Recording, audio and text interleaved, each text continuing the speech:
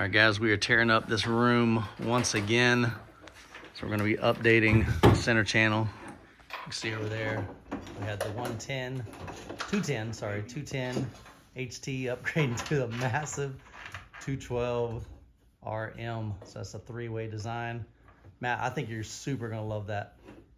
Yeah, I think so too. That's a beast of the center channel. Got Mike here on the floor. He's gonna make a custom shelf angled up and angle it towards the listening position. And check this out. Jeff's been working on a new prototype for the living room setup. It's gonna be a beautiful cabinet, Baltic birch. Got keyholes back here. This is a prototype, so it's not functional, but we've got passive drivers on the outside, so that acts as a ported design. And then mid-range, your tweeter.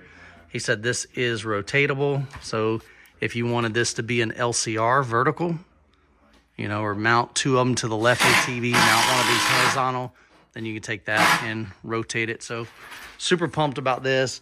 We'll give you more information when we have it coming soon.